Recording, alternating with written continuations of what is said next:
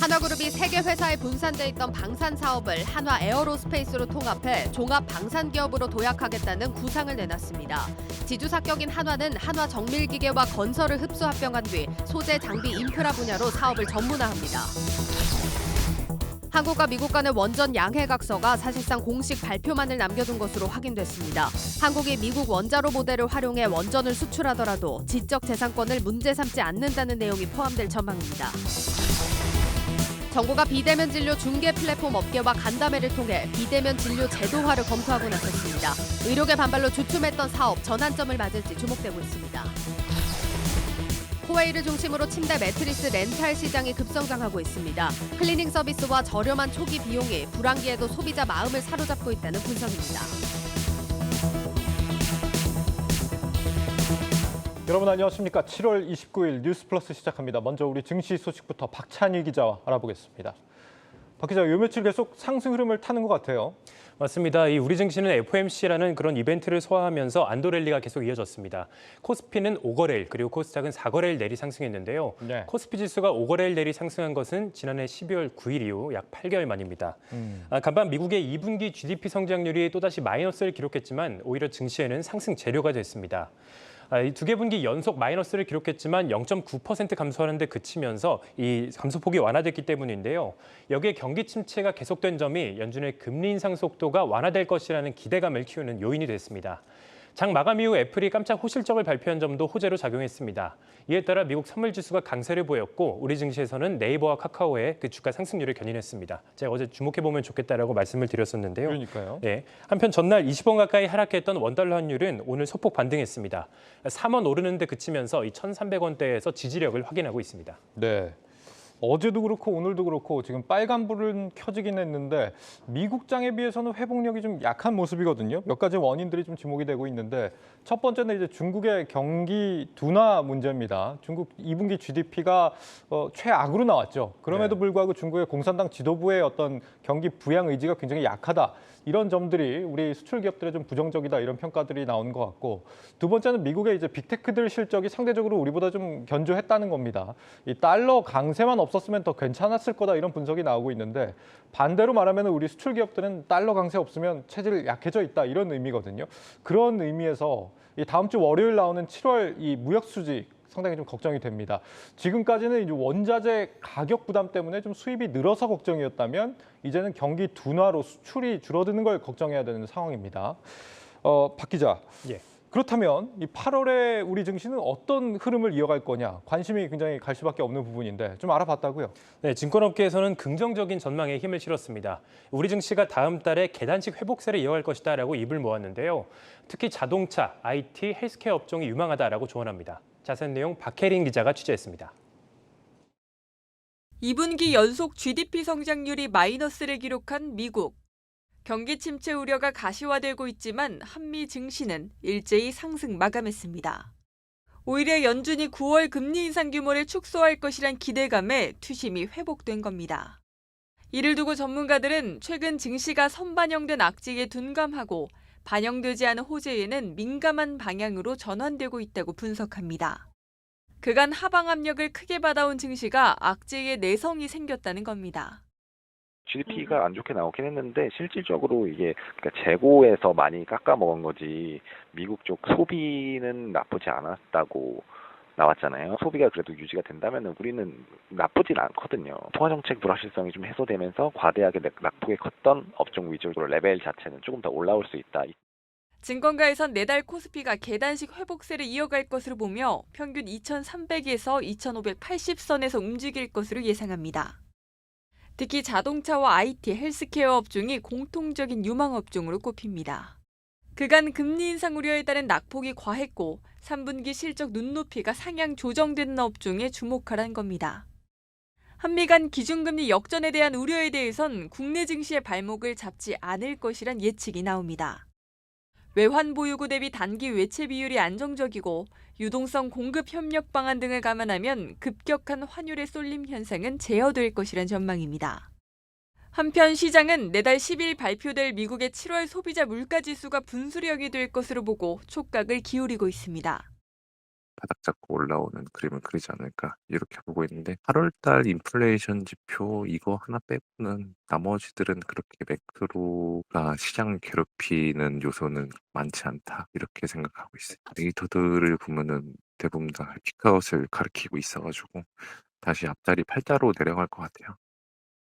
6월에 9%를 기록했던 CPI가 8%로 내려오는 등 인플레이션이 정점을 통과했다는 것이 확인된다면 증시는 악재를 걷어내고 회복될 것이란 전망에 무게가 실립니다.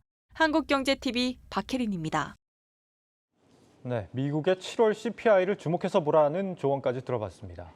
박 기자, 오늘 투자자별로 보면 외국인하고 기관들은 사들이는 반면 개인들은 또 순매도에 나섰거든요. 이번에도 이 개인들만 또 참패를 보는 게 아니냐 좀 걱정이 되는데요. 맞습니다. 이 증시가 7월 FOMC나 2분기 어닝 시즌 같은 대형 이벤트들을 소화하고 있습니다. 이런 가운데 8월을 앞두고 이 증시 방향성을 두고 개인 투자자들의 고민이 깊어지고 있는 상황인데요. 이번 달 매매 동향을 보면 외국인과 기관이 완전히 엇갈리면서 개인 투자자들을 조금 혼란스럽게 만들고 있습니다. 네. 양시장에서 이번 달에 외국인은 1조 7천억 원 넘게 사들인 반면에 기관은 1조 4천억 원 가량 팔아치우고 있습니다. 서로 엇갈렸군요. 그렇다면 외국인들은 뭘 샀고 기관들은 뭘 팔았는지 한번 알아보죠. 먼저 이 외국인들이 사들인 건 어떤 종목이었습니까? 네, 먼저 외국인 순매수 상위 종목부터 살펴보도록 하겠습니다. 네. 양시장에서 가장 많이 사들인 것은 역시 삼성전자였는데요. 6천억 원 넘게 사들였습니다. 그 뒤로 LG에너지솔루션, SK하이닉스, 현대차, 삼성 SDI가 순으로 뒤를 이었습니다. 순매도 상위 종목도 살펴보도록 하겠습니다. 최근 강세를 보이고 있는 네이버를 2천억 원 넘게 팔아치웠는데요. 아무래도 이번 달 말에 7월 FOMC가 있지 않았습니까? 이 예. 기준금리 인상을 앞두고 이 대표 성장주로 보이는 네이버를 팔아치운 것으로 풀이가 됩니다. 같은 카카오 역시 370억 원 팔아치우면서 13위에 이름을 올렸습니다. 외국인들이 지금 삼성전자와 하이닉스를 많이 사들였는데 그런 거에 비해서 주가는 많이 안 오른 것 같은데요? 맞습니다. 외국인 순매수와 2분기 호실적 발표에도 불구하고 삼성전자와 SK하이닉스의 주가는 주춤한 모습입니다. 네. 삼성전자는 6만 원을 회복했지만 그 이후에 추가 상승이 나오지 않는 모습이고요. SK하이닉스 같은 경우는 10만 원이 무너진 그런 상황입니다. 이는 미국 반도체 기업과 비교해 봤을 때 되게 상반된 모습이었는데요.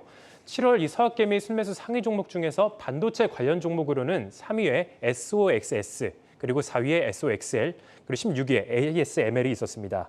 미국 필라델피아 반도체 지수의 3배 인버스 ETF인 이 SOXS는 7월 한 달간 33% 급락했는데요. 이 상품은 지수 상승률을 역으로 추정하기 때문에 반도체 기업들이 올라갈 때 반대로 하락하게 돼 있습니다.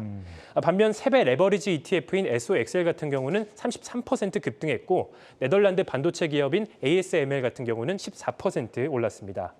미국 증시에 상장된 반도체 종목들은 지난 26일 미국 반도체 산업 지원 법안이 이 상원을 통과하면서 주가에 날개를 달았습니다. 같은 반도체주인데 해외와 국내가 달랐다. 어째서입니까? 네, 증권가에서는 국내 반도체주들이 이 하반기에 어려운 하반기를 보낼 것이다라는 그런 우려의 목소리가 나오고 있습니다. 반도체 빅2라고 볼 수 있는 삼성전자와 SK하이닉스가 이 호실적에도 불구하고 경기 침체와 수요 둔화 우려로 불확실성이 크다는 분석입니다. 전 세계 경기 침체로 IT 기기 완성품에 대한 수요가 부진한 가운데 디램 수급 감소가 3분기부터 심화될 것으로 전망이 되는데요. 스마트폰이나 TV 등의 이 판매 부진으로 재고가 늘고 있고 이에 따라 제조업체들은 재고를 줄이기 위해서 반도체 구매를 줄이고 있기 때문입니다. 다만 일각에서는 미국의 반도체 지원 법안 통과가 중장기적으로는 국내 반도체 기업에도 호재가 될 수 있다라고 분석했습니다. 글로벌 반도체 기업들의 메모리 재고가 내년 상반기에 고점을 기록하고 점차 줄어들 것으로 예상이 되고 있기 때문에 연말로 갈수록 반도체 관련주의 그 저점이 계속 높아질 것이다라는 설명입니다. 네.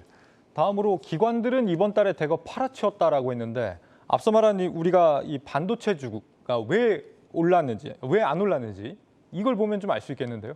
맞습니다. 기관 투자자들은 외국인이 순매수했던 삼성전자와 SK하이닉스를 가장 많이 팔아치웠습니다. 네. 동시에 금융주도 함께 정리하는 모습이었는데요. 반면 음식료품과 의류주 같은 경기 방어주를 담았습니다. 이는 전 세계에 걸친 고강도 긴축으로 경기 침체 우려가 커지자 포트폴리오를 조정하는 것으로 풀이가 되는데요. 이런 가운데 3대 연기금으로 꼽히는 국민연금이 최근 3개월간 포트폴리오를 대폭 조정한 것이 좀 포착됐습니다. 이 역시 개인 투자자들의 방향을 잡는 데 조금 참고할 수 있을 자료가 될 수 있을 것 같은데요. 자세한 내용 문영민 기자가 취재했습니다. 국민연금공단이 최근 들어 식음유업과 의류업 종목을 투자 장바구니에 대거 담고 있습니다. 경기 침체 국면에서도 안정적인 실적을 기록하는 경기 방어주로 눈을 돌리고 있는 겁니다. 금융감독원 전자공시 시스템에 따르면 국민연금은 지난해 말 11.9%였던 CJ제일제당 지분을 최근 12.4%까지 늘렸습니다. 이어 지난달 말 농심과 롯데칠성, 삼양식품 지분율도 이전보다 1% 이상씩 늘어났습니다. 증권업계도 해당 기업들에 대한 긍정적인 전망을 밝히며 목표 주가를 속속 올리고 있습니다. 가공식품은 대체로 단가가 싸고 필수 소비재 성향이 강하기 때문에 가격 인상을 해도 소비재 저항이 크지 않고 수요가 크게 감소하지 않습니다. 경기나 가격의 변화에 따른 어떤 수요의 변화는 이제 크게 걱정을 하고 있지는 않고요. 또 의류기업인 FNF의 국민연금 주식 비중은 1년 전 5.3%에서 최근 7.3%로 화승 엔터프라이즈도 같은 기간 소폭 확대됐습니다. 소비 위축이라는 화두가 가장 큰 것 같습니다. 한국은 여전히 소비 여력이 패션에 대해서는 내년 1분기까지는 유효하다라고 판단하고요. 반면 국민연금은 금융지주와 증권사 지분율을 축소하며 포트폴리오에서 덜어내고 있습니다. 한국금융지주 주식 비중은 지난해 말 10.3%에서 이달 중순 9%로 BNK 금융지주의 경우 12.8%에서 10% 아래로 떨어졌습니다. 키움증권, 메리츠증권 지분율 또한 지난해 말보다 모두 1%가량 줄었습니다. 금융 및 증시 환경 위축으로 올해 금융사들의 실적 악화가 예상되기 때문에 관련 종목들의 비중을 축소하고 있는 것으로 풀이됩니다. 올 들어 지난 5월까지 국내 주식에서 마이너스 7.68%라는 수익률을 기록한 국민연금공단. 개인 투자자도 수익률을 높이기 위해 포트폴리오를 조정하는 국민연금의 발걸음을 확인하는 것도 긴 호흡으로 투자 방향을 결정하는 데에 보탬이 될 것으로 보입니다. 한국경제TV 문형민입니다. 네, 증시 프리즘 박찬희 기자와 함께했습니다.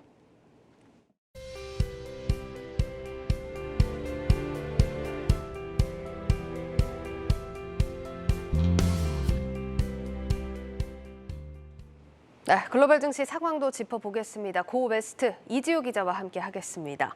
이 기자, 어제 살펴보라고 전해주셨던 미국의 2분기 GDP 성장률 결국은 마이너스로 좀 발표가 되긴 했는데 중요한 건 뉴욕 증시는 상승을 했습니다. 어떻게 봐야 될까요? 네, 맞습니다. 뉴욕 증시의 주요 지수가 전날에 이어서 또 한 번 상승하는 모습을 보였는데요. 네. 말씀하신 것처럼 미국의 2분기 GDP 성장률이 마이너스 0.9%, 그러니까 이 마이너스를 기록했지만요. 시장은 오히려 반기는 분위기였습니다. 역성장이기는 하지만 그 폭이 크지 않다는 점과 또 연준의 금리 인상 속도가 늦춰질 수 있다는 전망이 강화된 것으로 풀이가 됩니다. 알겠습니다. 그러니까 어제 얘기를 나눴던 대로 연준도 뭐 경기 침체까지는 아니더라도 둔화에 대해서 좀 걱정하기 시작했다. 이렇게 볼 수 있겠네요. 네, 맞습니다. 일단 지난 시간에도 말씀드렸지만 이 GDP 성장률이 1분기에 이어서 2개 분기가 연속으로 역성장을 기록을 했습니다. 예. 이렇게 되면 통상적으로 기술적 침체에 진입한 것으로 보게 되는데요. 네. 다만 이 공식적으로 경기 침체다 이렇게 단정하기는 좀 어려운 부분이 있습니다. 이 미국은 경기 침체 여부를 전미경제연구소라는 곳에서 최종적으로 판단을 하는데요. GDP 성장률뿐만 아니라 뭐 실질 개인 소비 지출이나 고용, 비농업 일자리 같은 여러 가지 지표를 함께 보고 판단을 합니다. 뉴욕타임즈는 대다수 경제학자들은 소득, 지출, 또 고용 등의 지표로 볼 때 아직까지는 공식적인 침체의 정의를 만족하지 않은 것으로 판단한다 이렇게 분석하기도 했습니다. 알겠습니다. 공식적으로 침체라고는 할 수 없다 이런 입장인 것 같은데 바이든 행정부도 사실 이런 부분에 대해서는 계속해서 선을 긋고 있죠. 네, 계속해서 뭐 성명이 나오고 있지만 이 조 바이든 대통령이나 제닛 옐런 재무장관 모두 그렇습니다. 하지만 침체까지는 아니더라도 이 경기 둔화에 대해서는 어느 정도 좀 인정을 하고 있는 부분이 있는데요. 예. 일단 뭐 마크 잔디 무디스 애널리틱스 수석 이코노미스트는 아직 침체는 아니지만 상승세가 둔화하고 있는 것은 분명하다 좀 이렇게 전했고요. 또 뱅크 오브 아메리카의 아디티아 바베 선임 이코노미스트 역시 침체에 들어서지는 않았지만 이 수요가 약해지고 있는 기저 흐름에 좀 주목해야 된다 이렇게 말을 했습니다. 예. 여기에 뭐 마이크로소프트나 구글, 테슬라 같은 주요 기업들이 이 경기 침체에 대비해서 이미 구조 조정에 좀 돌입한 상황이죠. 이런 상황이다 보니까 연준의 긴축 정책은 더욱 감안할 게 좀 많아진 건데요. 예. 인플레이션만 잡으려고 금리를 올리면 경기 침체가 우려되기 때문입니다. 그러니까 좀 성장은 둔화했더라도 큰 폭의 금리 인상 가능성은 낮아진 거니까 이 부분에 좀 초점을 맞췄다고 봐야겠네요. 네, 맞습니다. 시장이 좀 그렇게 해석을 하고 있기 때문에 뭐 어제나 오늘 증시 흐름이 굉장히 좋았죠. 예. 이 시카고 상품 거래소 CME 그룹의 패드워치에서도 이 9월 FOMC에서 50bp 정도만 올리는데 베팅하는 가능성이 더 크게 좀 보고 있는데요. 예. 일단 뭐 맥스 왓서만 미라마 미라마 캐피털 선임 네. 포트폴리오 매니저 역시 기본적으로 시장은 연준이 끝에 다다랐다고 말하고 있다면서 이 오늘 나온 GDP 수치가 연준이 75bp 혹은 100bp 금리 인상을 단행할 강력한 이유가 없다는 것을 말해주고 있다 이렇게 말을 했습니다. 알겠습니다. 자, 그러면 매번 또 이 질문을 드려야 할 것 같은데 그러면 증시가 바닥을 찍고 이제는 좀 상승세를 탔다 이렇게 봐도 될까요? 네, 일각에서는 좀 그렇게 보는 시각도 있습니다. 네. 골드만삭스 펀드 매니저 출신이자 이 방송인인 짐 크레이머는 뉴욕 증시의 반등이 긴 상승 랠리의 시작일 수 있다라고 진단을 했는데요. 그는 월가 베테랑 투자자이자 기술적 분석가인 레리 윌리엄스가 만든 윌리엄스 패닉 지수를 좀 인용을 했습니다. 예. CNBC 자료를 좀 가져왔는데요. 이 시장에서는 투자자가 보유 자산을 대량으로 매각할 때 이 지수가 매수 신호를 보내고 있다 이렇게 좀 지적을 하고 있었는데요. 네. 크레이머는 지난 90년간 18번만 매수 신호를 보냈는데 지난 6월 17일에 그 매수 신호가 또 한 번 나왔다 이렇게 네. 말을 하면서요. 월가도 100기를 들었고 일부 계절적 패턴이 마침내 강세장편에 기울었다 이렇게 분석을 하기도 했습니다. 뱅크 오브 아메리카 역시도 향후 몇 주 안에 주식 랠리가 펼쳐질 것이다 이렇게 예상을 했죠. 예, 그래도 뭐 이전보다는 긍정적인 의견 수가 좀 많아진 것 같긴 합니다. 그래도 사실 아직 아니다라는 의견도 많잖아요. 네, 계속해서 좀 갑론을박이 진행이 되고 있는데요. 뭐 지금의 상승세는 약세 랠리고 아직 바닥을 치지 않았다는 분석도 있습니다. 보시는 것처럼 골드만삭스는 기업들의 이익 추정치와 마진이 하향 조정되고 있고 인플레이션이 아직 고점에 다다르지 않았다 이렇게 추정을 했고요. 모건 스탠리 역시도 파월 의장의 긴축 속도 조절 발언에 월가가 흥분하는 것은 이 시기상조라면서 연말 전에 한 차례 하락장이 더 올 것으로 내다보고 있었습니다. 마이클 윌슨 모건 스탠리 수석 미국 주식 전략가는 연준이 금리 인상을 중단하면 경기 침체가 시작될 때까지 주식시장이 항상 올랐는데요. 이번에는 이 사이의 시간 격차가 크지 않기 때문에 이 지금의 랠리는 함정이 될 수 있다 이렇게 경고하기도 했습니다. 네, 이렇게 월가 의견 종합을 해봤습니다. 참고해 보시면 좋을 것 같고요. 투자자들이 그러면 가장 또 주목해 볼 만한 일정들 마지막으로 좀 확인해 볼게요. 네, 일단 뭐 금리 인상을 중단하거나 또는 인하하는 것이 뭐 증시에 꼭 좋은 것만은 아니라고 할 수가 있습니다. 왜냐하면요, 이 금리 인상이 기술주를 중심으로 타격을 주기도 하지만 경기가 나빠지면 기업 이익은 줄어들 수밖에 없고 이는 증시에 악영향을 끼치기 때문인데요. 지금이야 뭐 완만한 침체를 예상해서 증시가 좋은 흐름을 보이고 있지만 심각한 침체일 경우에는 어닝에 치명적인 결과를 낳을 수도 있다는 얘기입니다. 따라서 앞으로 경기 침체 여부를 가늠할 지표를 계속해서 주목할 필요가 있겠습니다. 다음 주 일정을 좀 살펴보도록 할 텐데요. 일단 1일에는 7월 ISM 제조업 구매 관리자 지수가 나오게 됩니다. 이 PMI는 기업 내 구매 담당자를 대상으로 해당 업종 경기가 어떤지 설문조사를 한 이후에 이를 수치화한 지표로 미국 경기를 평가하는 신뢰할 수 있는 선행 지표로 꼽히고 있고요. 예. 또 5일에는 7월 고용 보고서가 나오는데요. 이 공식적인 경기 침체 여부를 판단하는 전미경제연구소에서 주목하는 이 비농업 일자리나 실업률 등을 담고 있기 때문에 이 점도 좀 참고해 보시면 좋을 것 같습니다. 네, 경기 침체 여부를 가늠할 지표들 살피셔야겠습니다. 고웨스트 이지우 기자였습니다.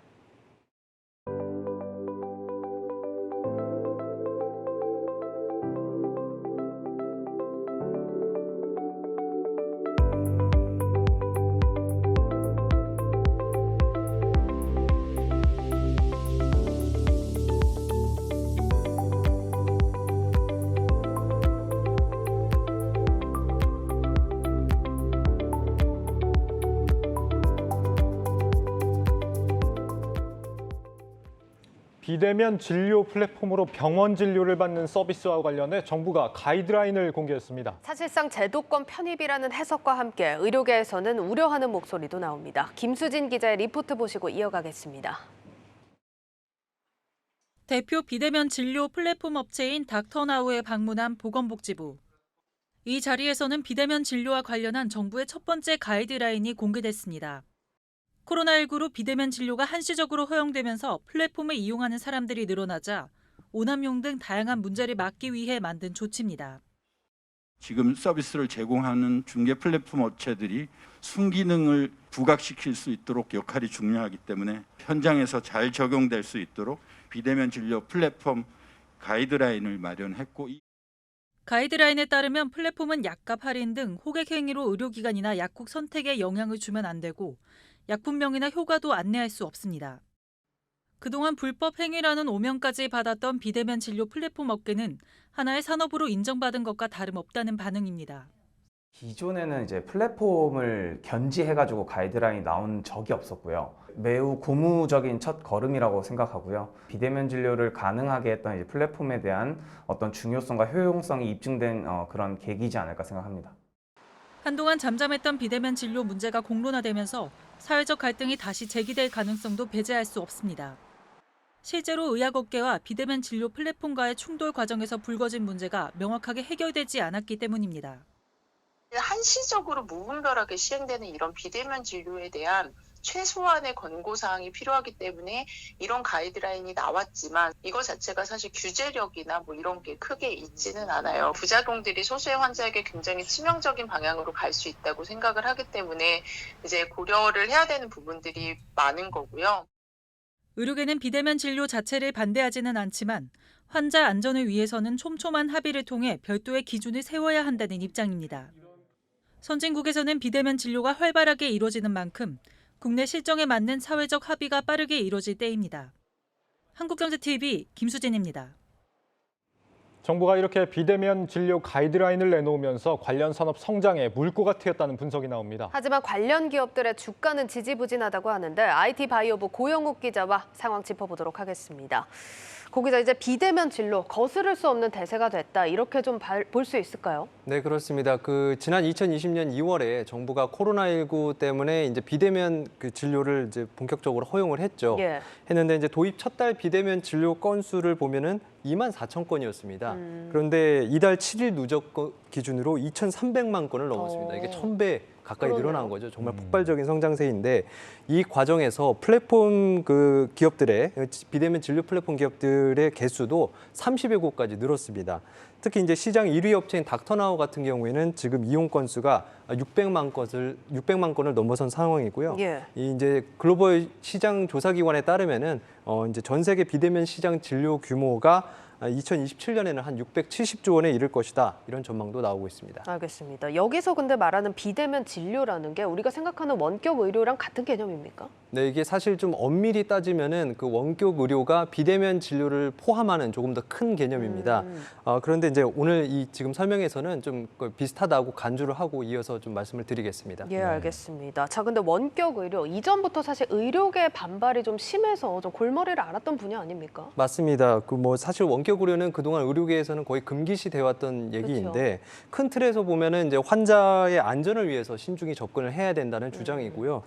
이제 원격 의료를 허용하면 큰 병원만 결국엔 돈을 벌게 된다. 또 나중에 의료 민영화로 이어질 수 있다, 이런 우려도 많았습니다. 때문에 이제 역대 정부에서 이거를 추진을 했다가 번번이 무산되기도 했는데, 요즘에 이제 비대면 진료 플랫폼 업계에서는 그래도 환자의 편의를 위해서 필요한 기술이다라는 입장을 내놓고 있습니다. 지금 그랬던 비대면 진료가 최근에 이제 코로나 상황을 만나면서 2,300만 건이나 이용을 하게 됐다. 경험해본 분들 반응은 좀 어땠습니까? 네, 이제 의료진들도 코로나 상황에서 이제 비대면 진료를 경험하신 분이 많이 계십니다. 그러면서 이제 좀 입장이 변하신 분들도 계신데, 모든 의료진이 비대면 진료 자체를 반대하는 건 아닙니다. 이게 이제 다만 이제 현재 상태로는 좀 여러 우려가 있고 좀 이제 제도 곳곳에 구멍이 있기 때문에 이제 비대면 진료는 대면 진료를 보완하는 개념이 돼야 된다. 게 그런 입장이 좀 우세한 상황이고요. 조금 더 부정적으로 보는 분들은 아무래도 이제 환자를 꼼꼼하게 진료하지 못해서 이제 오진의 위험이 있다, 이런 지적도 있습니다. 반면에 이제 환자들도 약간 좀 나뉘는데, 막상 써보니까 편하다, 이렇게 이제 좀 느끼시는 분들도 계시고, 또 이제 산간 벽지 좀 이제 외진 곳에 사시는 분들 같은 경우에는 이렇게 처방을 받아서 약을 했더니 결국은 이게 좀 늦게 배달을 받았다, 이런 것에 불만을 갖고 계신 분들도 계시고, 좀 이 사이에 껴있는 난처한 분들이 계십니다. 이게 누구냐면 이제 원격 의료 관련 기업들인데, 지금 이제 기존의 전자 의무 기록이라고 하죠. EMR 같은 사업들이 이해관계가 얽혀 있기 때문에 좀 이제 어떤 방향을 섣부르게 방향을 정하지는 않고 조금 이제 보수적인 접근을 하고 있습니다. 알겠습니다. 아직 좀 풀어야 할 과제들이 많은 것도 사실인데, 사실 다른 나라들 이렇게 보면은 이미 벌써 도입을 해서 운영이 되고 있잖아요. 지금 우리 상황에서는 좀 참고해 볼 만할 것 같은데 현황이 어떻습니까? 그렇죠. 이제 현재 OECD 국가 38개 국가 중에서 이제 미국, 영국, 독일 이런 25개 국가들은 벌써 이제 법에다가 비대면 진료를 명문화를 해서 전격 허용을 했습니다. 근데 이제 우리나라와 일본 이런 뭐 이제 몇몇 국가들만 이제 지금 제한적으로 허용을 하고 있는 상태고요. 네. 이제 물론 이제 그 앞서서 전격 허용한 국가들도 지금 뭐 진료가 이런 비대면 진료가 불필요한 그 의료 수요를 증가시킨다. 혹은 이제 병원의 업무 부담을 좀 줄이고 전체적으로 의료 효율성이 개선됐다. 이렇게 약간 엇갈리는 사례들이 계속 보고가 되고 있습니다.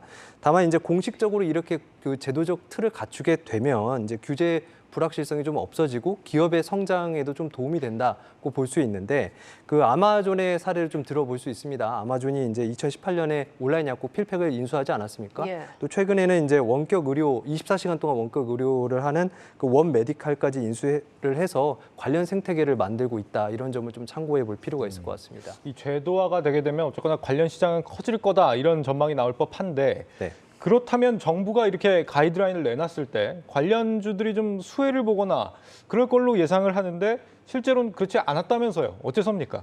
네, 이게 좀 그 가이드라인이기 때문에 성격이 법적인 구속력이 조금 떨어지고 또 그래서인지 그 뭐 이제 관련 기업들 여러 가지가 있죠. 케어랩스라든지 유비케어, 비트컴퓨터 이런 이제 그 관련 기업들이 있는데 그 뭐 오늘 종가를 보시면 아시겠지만 그렇게 좀 움직임이 크지 않았습니다. 또 현재 주가가 또 코로나 이 기간 동안 고점 대비 절반밖에 안 되는 상태이기도 하고요. 증권가에서는 이제 이들 기업의 주가가 이제 크게 최근에 그래도 약간 이제 코로나 증가세와 맞물려서 좀 반등을 하긴 했었는데 아직도 이제 이 비대면 진료 관련해서는 의학업계와 그 반발이 남아 있고 앞으로 이제 그 사회적 그 합의를 거쳐서 제도화의 과정이 좀 기간이 남아 있는 만큼 조금 더 지켜봐야 된다 이렇게 조언을 했습니다. 그래도 일단 그 산업 육성의 물꼬가 트인 것은 긍정적으로 봤습니다. 관련 입장 들어보시죠. 관련 주가들이 좀 최근에 많이 반응을 하고 있기는 한데 아직까지는 약사회도 있고 의사회도 있고 많은 관련 단체들이 있잖아요. 그랬을 때 뭐 충분히 동의를 받지 못하는 상황에서 실행되는 느낌이라 시간이 걸리지 않을까라고 생각은 하고 있는데 네, 이제 덧붙여서 좀 말씀을 드리면 일동제약이나 대웅제약 같은 일부 제약사들도 지금 비대면 진료 사업에 뛰어든 만큼 이 이슈로 시장이 움직임이 본격화될 때 같이 움직일 수 있다 이런 전망도 있습니다. 예, 잘 들었습니다. IT 바이오부 고영욱 기자였습니다.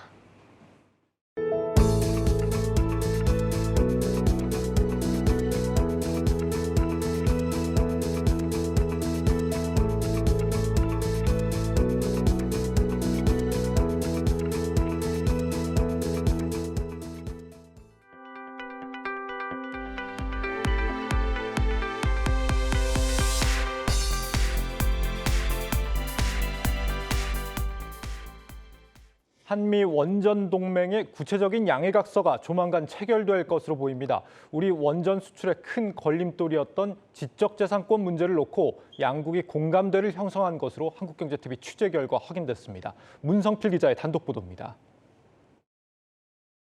한미 원전 동맹의 걸림돌 중 하나는 지식재산권입니다.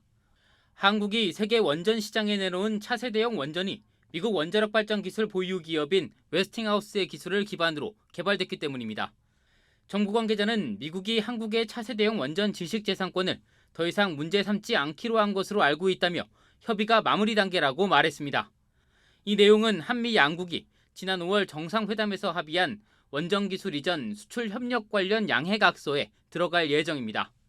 웨스팅하우스 경영진이 지난달 초 한국을 찾아 국내 원전 기업과 산업통상자원부 등 정부 담당자와 면담했는데 이때 공동 수주 방향을 논의하고 물량 배분 등 세부 사항에 대한 의견을 조율했습니다. 대통령실 관계자는 서로 협력하자는 큰 틀은 합의했고 어떻게 협력할 것인지에 대해 논의 중이라고 설명했습니다. 한미 원전 동맹이 구체화되면서 정부의 원전 수출도 속도를 낼 것으로 보입니다. 특히 기대를 모으는 지역은 체코와 폴란드입니다. 두 나라 모두 원전 건설을 추진 중인데 미국과 한국, 프랑스가 경쟁하는 구조입니다. 원전 동맹으로 한국과 미국이 손을 잡으면 그만큼 유리한 고지에 오를 수 있다는 겁니다. 폴란드 무기 수출에 이어 윤석열 정부의 세일즈 외교가 성과를 내는 셈입니다. 한국 정부는 2030년까지 10기 이상의 해외 원전을 수주하겠다는 목표를 세웠습니다. 이럴 경우 원전주는 물론 원전 시공 경험이 있는 대형 건설사도 수혜가 기대됩니다. 한국경제TV 문성필입니다. 우리 기업이 만든 빵이 미래 본고장 미국에서 순항하고 있습니다. 그 주인공은 다름 아닌 SPC그룹의 파리바게뜨인데 벌써 100호점 개점이 임박했다고 합니다. 유호성 기자가 비결을 알아봤습니다. 쟁반을 들고 집게로 빵을 집어담는 모습. 우리에게는 익숙하지만 쇼케이스에 담긴 빵을 점원이 건네주는 문화를 가진 서양인들 눈에는 생소한 장면입니다. 진열대에 놓인 빵을 이리저리 살펴보고 또 직접 골라 담을 수 있어 만족도가 높습니다. 어느 점포를 가도 똑같은 맛을 내는 기술도 서양권에서는 찾아보기가 힘든 시스템입니다. 반죽을 만들 때 재료의 배합비나 발효 숙성도가 조금만 달라져도 같은 맛을 내기가 어려운데 초저온 상태로 반죽의 발효를 멈춰 공급하는 베이크오프 시스템을 통해 이 문제를 해결했습니다. 파리바게뜨의 성공 시스템을 미국으로 이제 저희가 전수를 해서 미국 현지 입맛에 맞는 제품을 개발을 하고 또 마케팅을 하는 부분이 첫 번째고요. 빵 쇼케이스에서 직원들이 직접 이렇게 저희 지금 고객들에게 꺼내주는데요. 고객이 먹고 싶은 그런 제품을 골라서 하는 그런 시스템도 좀 미국에서 저희 적용을 이제 한 부분이 있고요. SPC그룹은 중앙연구소 격인 이노베이션 랩을 운영하고 있는데 여기를 중심으로 연구개발에 투자하는 액수가 연간 500억 원이 넘는 것으로 알려졌습니다. 매월 500건 이상의 신제품 개발이 이루어지고 여기서 엄선된 제품만 시장에 나갑니다. 이 덕분에 평균 100개의 빵이 진열되는 일반적인 미국 베이커리에 비해 3배 가까운 품목이 진열됩니다. 특히 미국의 경우 케이크 매출 비중이 높은데 대형마트에서 팔리는 기성품과 달리 매장에서 직접 만들어 신선도가 높을 뿐 아니라 디자인이 우수해 비싼 가격에도 찾는 이들이 많습니다. 이처럼 국내에서 성공한 시스템은 해외로 나가고 현지인이 좋아할 제품을 재빨리 출시하는 글로컬라이제이션 전략 덕에 SPC의 미국 사업은 순항 중입니다. 2005년 미국 LA에 1호점을 열며 미국 시장에 진출한 파리바게뜨는 이제 100호점 개점을 눈앞에 두고 있습니다. 그 사이 매출도 꾸준히 증가해 지난해 미국에서만 1,600억 원을 벌었습니다. 미국에 진출한 점포 가운데 가맹 형태는 70%가 넘는데 뉴욕 타임스퀘어나 미드타운 등 주요 상권에 위치하면서 현지 가맹 사업이 궤도에 올랐다는 평가도 나옵니다. SPC그룹은 미국 시장 성공을 통해 얻은 자신감을 바탕으로 동남아 시장 진출도 본격화합니다. 말레이시아 조호르바루에 할랄 인증 제빵 공장을 세우고 이를 통해 19억 무슬림 시장 공략에 나설 계획입니다. 동남아 같은 경우는 특히 지금 특수성이 좀 많기 때문에 예를 들어서 고객들이 그 제품에 대해서 할랄 인증을 원합니다. 그래서 이거에 준비하기 위해서 지금 말레이시아에 지금 할랄 제빵 공장을 지금 건립을 지금 추진하고 있습니다. 또 하나 이제 동남아시아 특수성을 고려해서 저희가 좀 직접 진출한다기보다는 싱가포르 인근에 있는 국가는 현지에 있는 우수한 파트너사, 회사를 통해서 같이 진출을 하고 있고요. 나아가 캐나다 지역에도 2030년까지 100개의 매장을 오픈하고 프랑스와 영국을 거점 삼아 유럽 시장 공략에도 박차를 가한다는 계획입니다. 한국경제TV 유호성입니다. 알뜰폰 시장 경쟁이 치열해지고 있습니다. 주요 시중은행들에 이어 핀테크 기업 토스까지도 진출을 예고했는데 소비자 입장에선 반가운 일이지만 이동통신 대리점들은 생태계가 파괴된다며 반발하고 있습니다. 양현주 기자입니다. 직장인 황수정 씨는 최근 국민은행을 통해 휴대폰을 개통했습니다. 통신요금을 아끼기 위해 알아보던 중 은행의 알뜰폰 요금제가 비교적 저렴하다는 사실을 알게 된 겁니다. 기존에 이제 SK나 KT, LG 같은 3사 요금제는 가장 저렴한 요금제가 33,000원 정도 되는데 그것도 통화 100분, 문자 100건, 데이터 100메가 정도 이런 식이었는데 무제한으로 사용하는데도 2만 원에서 3만 원 안쪽으로 사용을 하기 때문에 합리적인 소비를 원하는 이용자들이 알뜰폰을 찾기 시작하면서 국민은행의 알뜰폰 가입자 수는 어느새 30만 명을 돌파했습니다. 국민은행의 성공을 지켜본 신한은행과 하나은행 등 다른 대형은행은 물론 최근엔 핀테크 기업인 토스까지 알뜰폰 사업에 뛰어들었습니다. 대형 금융회사들이 알뜰폰 사업에 나서는 건 단지 수익 때문만은 아닙니다. 알뜰폰 사업을 통해 고객들의 데이터를 확보하려는 이유가 더 큽니다. 데이터를 확보해 신용평가 모델을 만들거나 새로운 금융상품도 출시하고 알뜰폰 사용자가 많은 10대에서 30대 고객도 확보할 수 있습니다. 전국적인 영업망과 마케팅 능력을 갖춘 은행들이 들어오면서 통신 3사가 주도했던 알뜰폰 시장에 지각 변동이 예상됩니다. 통신사 입장에선 망을 빌려주는 대가로 은행으로부터 돈을 받긴 하지만 마냥 웃을 수만은 없는 상황입니다. 장기적으로 봤을 때 비싼 요금제를 쓰는 고객들이 알뜰폰으로 이동할 가능성이 있기 때문입니다. 기존 중소 알뜰폰 업체들은 은행들이 내놓는 덤핑 수준의 요금제 때문에 알뜰폰 생태계가 망가질 수 있다고 우려합니다.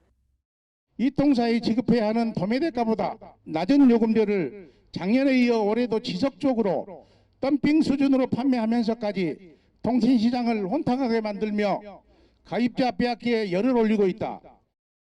은행이라는 매기가 뛰어든 알뜰폰 시장을 둘러싸고 각자의 셈법이 복잡해지고 있습니다. 한국경제TV 양현주입니다. 네, 한화그룹 사업 구조를 대대적으로 재편한다고 합니다. 이와 관련해서 산업부 송민아 기자와 자세한 얘기 나눠보겠습니다. 송 기자, 먼저 사업 구조를 왜 재편하게 됐고 어떻게 하겠다는 겁니까? 네, 이 하나그룹은 일단 글로벌 경쟁력을 좀 더 끌어올리겠다라는 것을 이번 사업 재편의 가장 큰 이유로 내세웠습니다. 네. 유사 사업군을 통합을 하고 또 체질 개선을 거쳐서 경영 효율성은 높이고 또 사업 전문성은 더 강화하겠다는 의도인 겁니다. 이를 위해서 한화그룹은 이 반도체 그리고 2차 전지 부문과 방산 부문 그리고 수소 부문 이렇게 크게 3개 분야로 재편됩니다. 주 하나와 하나 에어로스페이스 그리고 하나 임팩트를 중심으로 한 이 대대적인 재편이 이루어지는데 이 중 방산 사업 구조의 그 재편이 가장 먼저 눈에 띕니다. 이 3개 회사에 분산돼 있던 이 한화 방산 사업이 하나 에어로스페이스로 모두 모이게 되는 겁니다. 지금 이미지를 보시면은 동그라미를 좀 쳐놨는데 좀 복잡해서 동그라미 쳐놨는데 저 동그라미 안에 보시면은 3개가 있죠. 그중에서 아래쪽에 있는 왼쪽에 있는 것을 좀 봐주시면 좋겠습니다. 먼저 이 물적 분할을 통해서 떨어져 나온 이 주 한화 방산 부문 지분을 이 하나 에어로스페이스가 전량 매수해서 인수하게 됩니다. 또 하나 에어로스페이스의 100% 자회사인 하나 디펜스는 이 하나 에어로스페이스가 흡수 합병하고요. 또 디펜스 부문으로 이 하위 조직을 꾸리게 됩니다. 이 밖에 주 하나는 이 하나 정밀기계와 하나 건설을 각각 인수 합병하고 또 하나 임팩트는 하나 에어로스페이스의 자회사로 있던 하나 파워 시스템을 인수하게 됩니다. 네, 아마 이 기대감 오늘 주가가 확실하게 보여주지 않았나 싶은데 이게 이번 사업 재편이 이루어지면 하나 에어로스페이스 몸집이 엄청 커지겠어요? 네, 맞습니다. 하나 에어로스페이스는 지금 현재 이 항공기 엔진과 같은 좀 단일 품목을 생산하는 회사이기 때문에 규모 면에 있어서는 이 자회사인 하나 시스템과 큰 차이가 없을 정도로 좀 두드러지는 그런 회사는 아니었습니다. 네. 그런데 이번 재편으로 사업 전망은 물론 몸집도 더 키울 수 있게 됐습니다. 주 하나 방산 부문의 지난해 매출은 약 1조 6천억 원 수준이었거든요. 또 흡수 합병이 결정된 이 100% 자회사 하나 디펜스의 지난해 매출은 1조 4천억 원 수준이었습니다. 이 둘을 합하면 하나 에어로스페이스는 단숨에 3조 원 이상 몸집을 키우게 되는 셈입니다. 이와 관련해서 하나 에어로스페이스 측은 규모의 성장과 함께 제품을 다양화해서 한국형 로키드 마틴으로 거듭나겠다는 포부를 드러내기도 했습니다. 네, 기대가 되는 부분입니다. 자, 그런데 지주사 입장에서 한번 보자면 하나 에어로스페이스의 조 단위 매출을 이렇게 떼어줘야 하는 상황이 된다면 이 부분 좀 괜찮을까 하는 우려도 드는데 어떻습니까? 네, 일단 이 주 하나의 그 방산 부문은 주로 이 포에 들어가는 화약을 만들고 있습니다. 네. 이 당장의 매출 규모로 좀 보면은 조금 어떻게 보면 좀 아쉬울 수 있는 상황이지만 전쟁 물자를 만드는 기업은 글로벌 사업을 하는데 많은 제약이 따르기 때문에 체질을 바꿔야 한다는 지적이 있어 왔던 것이 사실입니다. 그렇다고 이 사업을 무턱대고 떼어내서 주주 가치를 훼손해서도 안 되기 때문에 이번 재편에서 또 하나 주목해 볼 부분이 바로 이 주 하나의 하나 건설 흡수 합병입니다. 이 주 하나의 100% 자회사인 하나건설이 주 하나의 흡수 합병되는 건데요. 그러면서 건설 부문으로 재편이 됩니다. 지난해 이 하나건설의 매출 규모가 2조 6천억 원 수준이었으니까 주 하나 입장에서도 방산 부문을 내어주고 이 외형 매출 규모는 오히려 더 커지게 되는 셈입니다. 이와 함께 하나 에어로스페이스의 자회사였던 하나 정밀기계를 인수해서 주 하나 모멘텀 부분의 그 사업 역량도 강화해 나가기로 했습니다. 주 하나 측은 이 소재, 장비, 인프라 사업에 집중함과 동시에 또 회사가 보유한 하나 에어로스페이스의 지분 가치도 상승 여력이 충분해서 궁극적으로 기업과 주주 가치에 도움이 될 것이라고 전망을 했습니다. 이 하나그룹은 이번 인수합병을 통해서 이 회사의 별도 기준 매출과 또 영업이익은 물론 기업에 대한 시장의 평가도 개선될 것으로 내다봤습니다. 이를 위해서 하나그룹은 그동안 유사 사업군을 통합하는 이 사업 개편 활동을 꾸준히 진행해 왔는데요. 지난 2020년에는 이 화학 계열사인 한화케미칼이 태양광 소재 사업을 맡은 자회사 한화큐셀엔 첨단 소재를 흡수 합병하면서 사명을 한화솔루션으로 바꾼 바가 있습니다. 오늘 이 한화의 사업 재편 발표 이후에 한화에어로스페이스의 주가는 전날보다 20% 가까이 오른 64,400원에 마감했습니다. 예, 기대해 보겠습니다. 산업부 송민아 기자였습니다.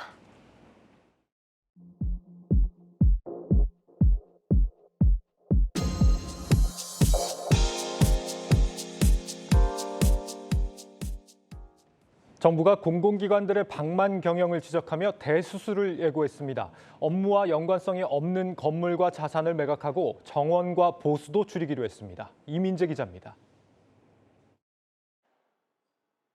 차관급과 1급 공무원이 사무실로 쓸 수 있는 공간은 각각 99제곱미터와 50제곱미터. 정부가 정한 사무실 면적 기준입니다. 그런데 정부가 관리하는 공공기관에서는 이를 넘는 경우가 다수 발견됩니다. 총 350개 공공기관에서 기준을 초과한 공공기관장 사무실은 95곳, 임원진 사무실은 106곳으로 3분의 1에 달합니다.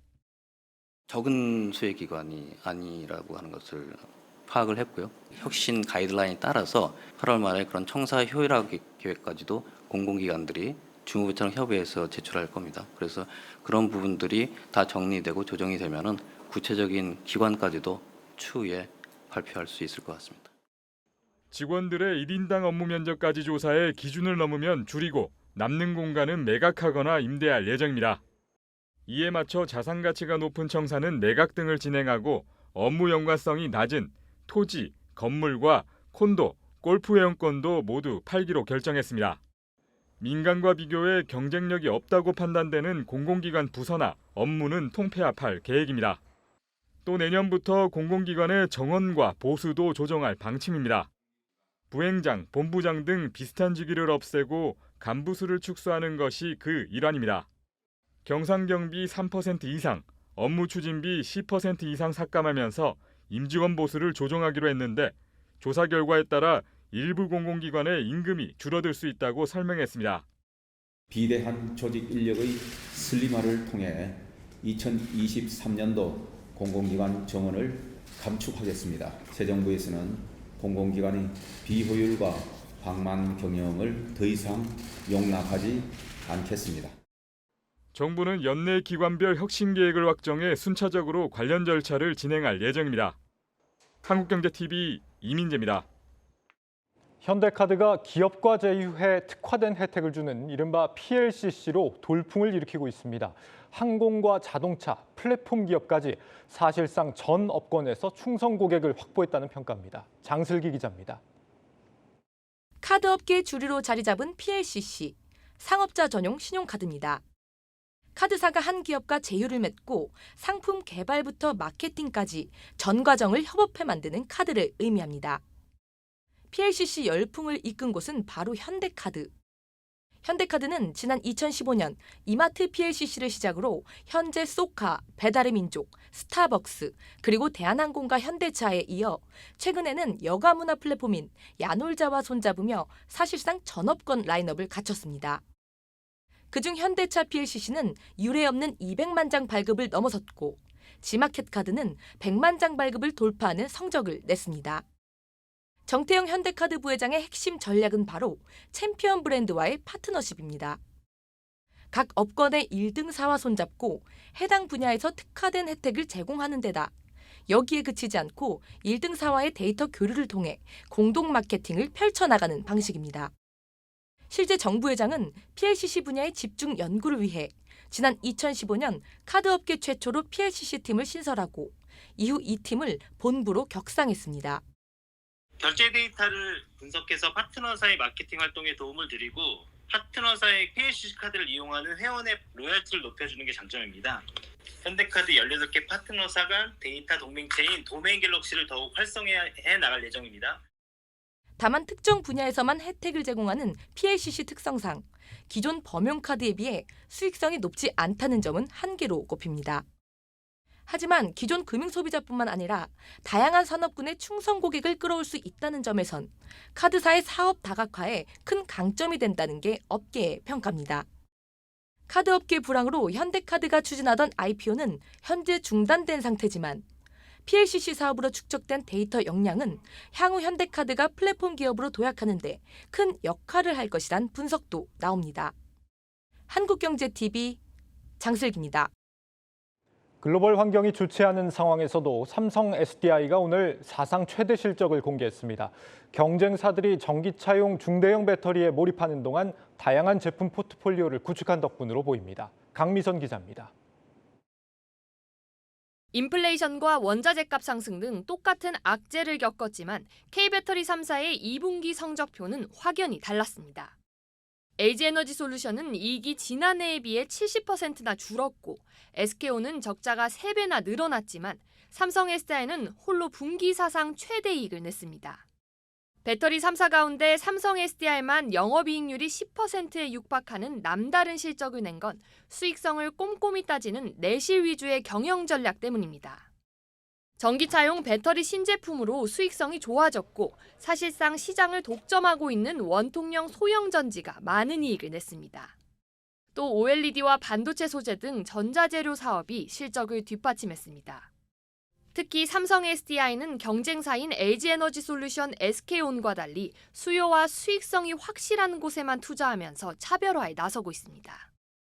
고객과의 긴밀한 협의를 통해서 확실한 수요를 근거로 시설 투자를 결정하고 집행하고 있으며 자력 파이 전지의 장점에 더해서 안전성을 강화한 설계 컨셉을 추가해서 개발하고 있으며 과감한 투자를 하는 선두주자 LG에너지솔루션과 돈을 빌려서라도 공격적으로 증설에 나서는 후발주자 SK온, 그리고 보수적인 수익성 경영을 펼치는 삼성 SDI까지. 같은 듯 다른 K배터리 3사의 전략이 본격적인 전기차 시대를 맞아 어떤 결과를 가져올지 주목됩니다. 한국경제TV 강미선입니다. 네, 최근 소비 빙하기가 몰려오면서 물건을 선뜻 사기보다는 빌려 쓰는 수요가 늘고 있다고 합니다. 이런 가운데 침대 매트리스 렌탈 사업이 높은 성장세를 보이고 있다고 하는데 관련해서 유통산업부 전효성 기자와 이야기 나눠보도록 하겠습니다. 정 기자, 이 매트리스 렌탈 산업, 이 시장이 얼마나 빠르게 성장을 하고 있는 겁니까? 네, 매트리스 렌털이 국내에 도입된 건 2011년입니다. 10년이 조금 넘은 건데요. 예. 정수기 렌털 업체로 잘 알려진 코웨이라는 회사가 가장 먼저 매트리스 렌털업을 시작을 했는데요. 처음엔 이 시장이 클 수 있을지 없을지 경쟁사들이 반신반의하기도 했습니다. 하지만 코웨이의 매트리스 렌털 매출이 빠르게 늘면서 이제는 대기업까지 경쟁에 뛰어들 정도로 시장이 뜨거워졌습니다. 코웨이의 매출 성장세를 좀 보면요. 2012년 240억 원에서 진출 3년 만에 매출 1,000억 원을 넘겼고요. 지난해에는 매출 2,000억 원도 돌파를 했습니다. 국내 1, 2위 업체 에이스 침대와 시몬스에 이은 매트리스에서는 3위 수준입니다. 예. 우리나라에서 침대를 파는 가구 회사가 최소 30개 이상으로 알려져 있는데요. 사실상 이들을 거의 다 제치고 이변을 보인 셈입니다. 상황이 이렇게 되자 처음엔 관망세를 보이던 경쟁사들이 하나둘씩 진출을 선언했는데요. 현재는 청혼아이스, 교원웰스, 바디프렌드뿐 아니라 현대렌탈케어, SK매직 같은 대기업 계열사들까지 매트리스 렌털업에 뛰어들었습니다.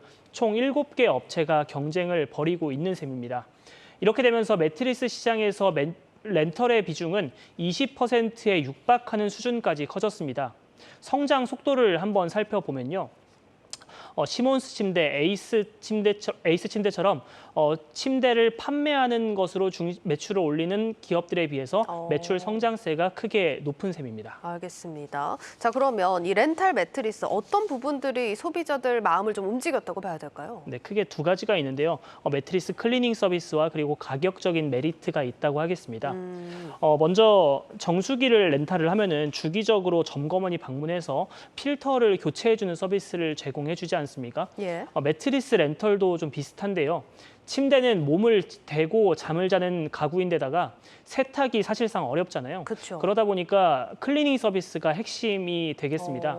분기에 한 번 매트리스 클리닝 전문가가 방문을 해서 매트리스 내 진드기 그리고 세균 같은 거를 청소해 주는 거죠. 예. 제가 매트리스 클리닝 서비스를 직접 살펴봤는데요. 그동안 눈에 보이지 않았던 머리카락이나 진드기 같은 거를 지금 보시는 것처럼 눈으로 직접 살펴볼 수 있습니다. 예. 이와 함께 매트리스 렌탈에는 매트리스 상단부인 탑퍼를 교체하는 것도 포함이 돼 있습니다. 완제품 침대를 사면은 이제 일부분만 떼어서 교체를 하는 것이 사실상 불가능하지만 렌털에서는 전문가가 직접 방문해서 서비스를 제공해 주다 보니까 소비자 만족도가 높다는 게 업계 관계자들의 설명입니다. 예, 알겠습니다. 그리고 앞서서 이제 언급해 주신 비용적인 강점은 어떤 부분입니까? 네, 아무래도 렌털을 중심으로 판매를 하다 보니까 초기 비용이 크게 들지 않는다는 겁니다. 오래 쓰는 가구라는 생각에 침대는 비싸더라도 좋은 제품을 찾는 수요가 많잖아요. 예. 최근 들어서는 원자재 가격과 물류비 인상 같은 이슈로 가구 업체별로 침대 가격이 적지 않게 올랐는데요. 그러다 보니까 신혼부부처럼 가구를 마련해야 하는 수요층의 부담도 크게 늘었습니다. 침대 매트리스 렌탈 상품은 일반적으로 5년에서 7년 단위로 계약을 하는데요. 매달 할부로 금액을 납부하는 방식이다 보니까 한 번에 목돈이 들어갈 필요가 없습니다. 그래서 고가의 상품을 구매하더라도 월 부담액은 4만 원 정도라서 소비자 가격 부담은 낮은 편입니다. 업계 관계자 목소리 들어보겠습니다. 초기 비용 부담 없이 합리적인 가격으로 고품질의 매트리스를 사용할 수 있습니다. 또한 매트리스 위생관리 전문가가 4개월마다 전문적인 케어 서비스를 제공해 주기 때문에 고객 만족도가 매우 높습니다. 예, 뭐 당연히 구입해서 사용하는 것으로 여겨져 왔던 가구까지 이제 빌려서 사는 시대가 도래한 건데 이 렌탈 시장 더욱 커질 것으로 좀 예상이 된다고요? 네, 맞습니다. 업계에서는 현재 40조 원 규모의 렌털 시장이 오는 2025년에는 100조 원 규모까지 성장할 걸로 내다봤습니다. 예. 시장이 클 것으로 분석하는 주된 이유는요. 물건을 구매하는 대신 렌털에서 빌려 사용하는 소비 문화가 유행으로 자리 잡고 있기 때문입니다. 실제 가전에서 시작된 렌털 판매는 펫가구나 자동차 타이어까지 맞물리면서 다양한 분야로 확대가 되고 있는데요. 특히 렌탈 산업은 지금 같은 불황기에 선방할 수 있는 부분이라는 설명입니다.